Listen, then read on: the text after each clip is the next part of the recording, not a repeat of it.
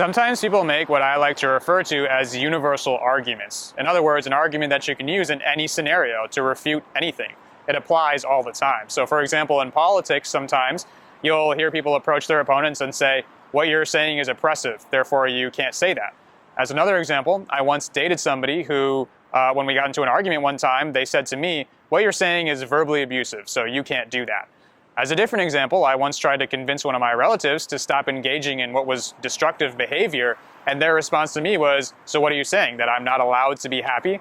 So in these cases and other ones like them, people think that they're making a clever argument and they're going to win that argument and they're making a point, when the reality is the exact opposite. You're not winning anything. So in this video, I want to talk through what a universal argument actually is and kind of define that so you can identify it, why that's a problem, why you're not winning anything even though you might think you are, and how you should be proposing those arguments instead. So taking it from the top, what is a universal argument? And like I said, it's one that you can use in any scenario, but to elaborate a little bit, it's one that for one reason or another doesn't require any proof. So whether it's a matter of opinion or it's subjective, or the person just conveniently glosses over that part of it, where they have to actually clarify what the standards are that need to be met in order for them to have that opinion or to propose that argument. And so what does that mean? You can change those standards at any time in order to use that argument in any scenario.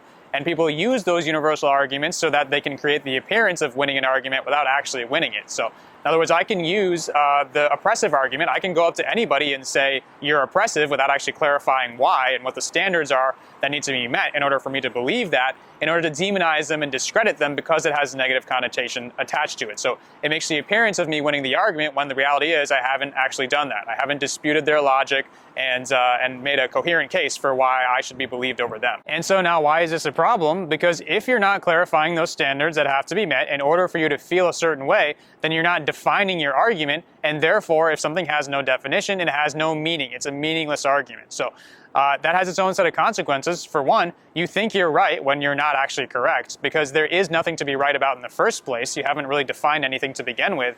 And second of all, the people that you're arguing with are just going to be confused because they don't know how to make sense of what you're proposing. So how can I know how not to be verbally abusive or oppressive or to make somebody unhappy if I don't really know what those terms mean to begin with? So it follows naturally then that the solution is don't make universal arguments.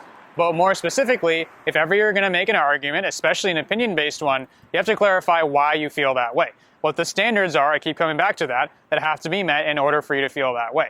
And remember, standards are non-specific and generic criteria that can be applied to any scenario. It's not just, I dislike this specific thing. It's kind of like a litmus test that you can administer in any situation to determine whether your argument holds true or not.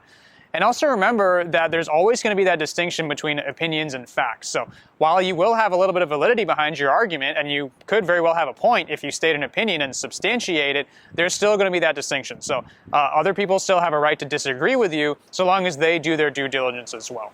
So if that was insightful for you, and I'll see you next time.